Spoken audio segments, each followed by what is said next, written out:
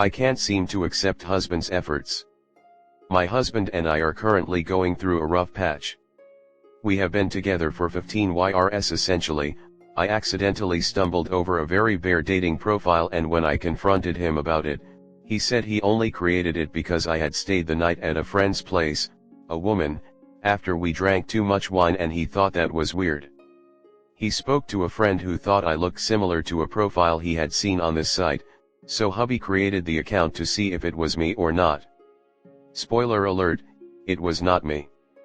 I found no evidence of cheating and I met with a therapist to go through my feelings, but my free sessions ran out.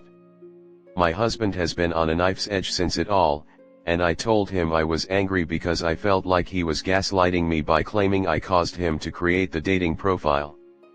I wrote him a long poem of all the issues we have had over the years that he has consistently ignored, and I explained this felt like the final straw. Well, a flip has been switched.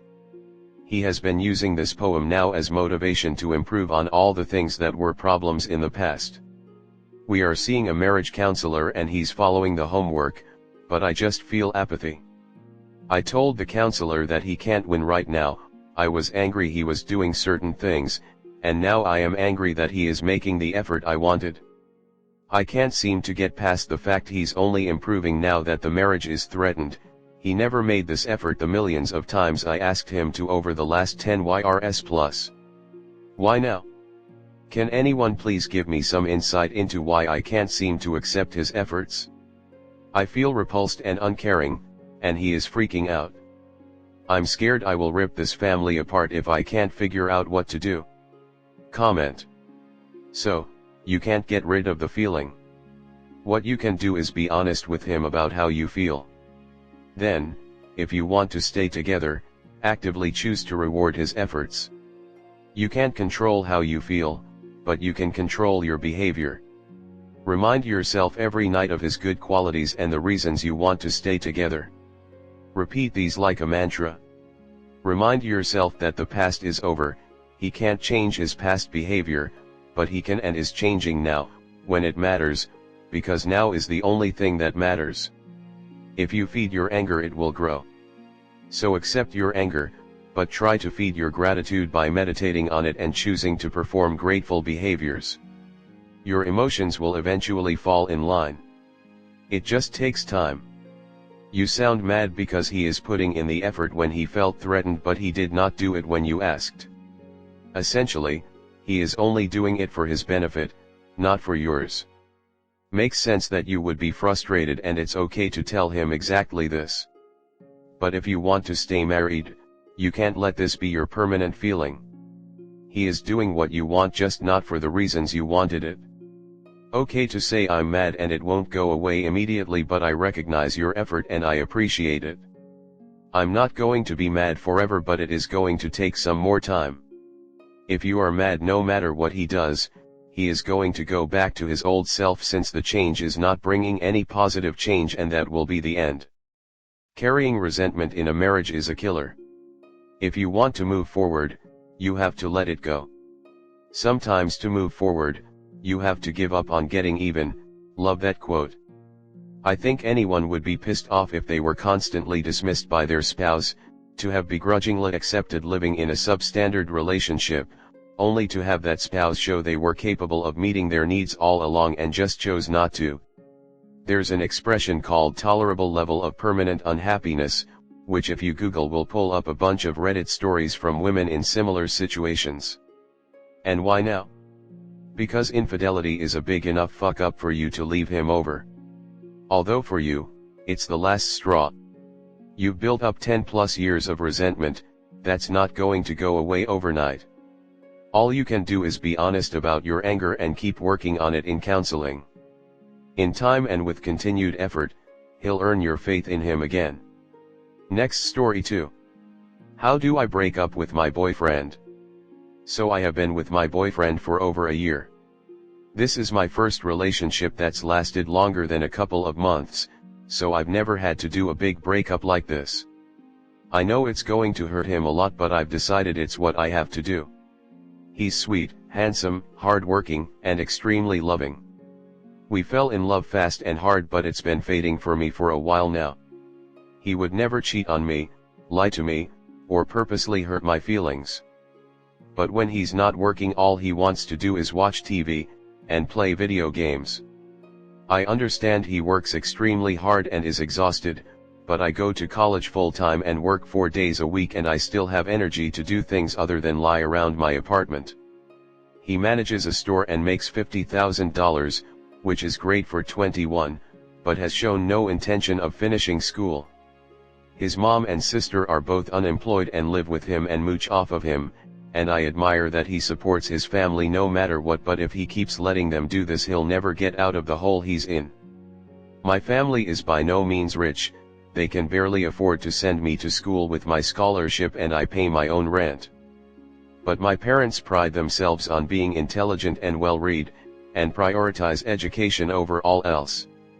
My BF claims he has nothing to talk about with them and says that by asking him to not smoke weed or curse around my parents, I'm asking him to change himself. I smoke and curse, but I don't around my parents. It's basic respect. I have never judged him for his upbringing because none of it is his fault. He's a victim of circumstance, and I just want to go back and give his younger self a hug. I went through shit, but nothing like he did. But he's often crass, angers easily, never toward me but still, has some backwards views, and has a history of violence, which I hate. Our differences were easy to ignore when we were in the honeymoon phase, especially since he is so sweet and loving and basically worships the ground I walk on. But this is my last year of college and I need to focus on saving money, graduating, and finding my career. I know that when he comes over, all we're gonna do is lay around and smoke, because every time I suggest something else he's too tired. Every time he comes over, I find myself wishing I had the night to myself to read, play guitar, do schoolwork, go on a walk, etc. It's horrible to say, but it feels like a chore to hang out with him at this point. But I know, because he's told me multiple times, that if we broke up it would destroy him.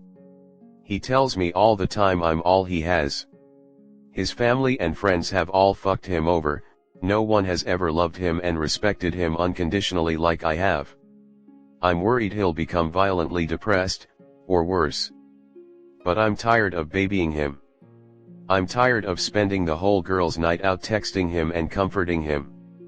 I'm tired of trying to explain something cool I learned to him and him barely looking up from his game. I want more for my life, and I want to do it alone. How do I execute this respectfully and clearly without causing a tearful blowout and never-ending calls and texts? I really do love him, but I can't do this anymore. Comment. What happens to him after you break up is not your responsibility and it's not your fault. Yes, he will be hurt, but that's just part of life. If you would prefer to do it over text to avoid an in-person explosion, just text him and let him know that you've come to realize that you two just want different things out of life, and that you're breaking up with him but you wish him the best. And then you block him. You don't have to sit there while he cries at you in a voicemail or through a text. You block him for an indefinite amount of time, send him away if he comes by where you live. Next story 3. I am thinking about leaving my boyfriend because of his far-right political views. I'm in a bit of a tough spot and could really use some perspective on a situation I'm facing in my relationship. My partner and I have always connected on so many levels, and when we first got together, it felt like we were on the same page about our values and beliefs, especially when it comes to our left-leaning political views. However, recently, I stumbled upon some posts on my partner's social media that unveiled some pretty far-right political opinions. It's safe to say I was taken aback and quite disappointed. As someone who's deeply committed to progressive ideals like equality, social justice, and inclusivity, these differences have been causing some friction between us. We've had several heartfelt conversations about their views, and it's been challenging to find common ground. The more we talk, the more I realize how fundamentally different our core beliefs are.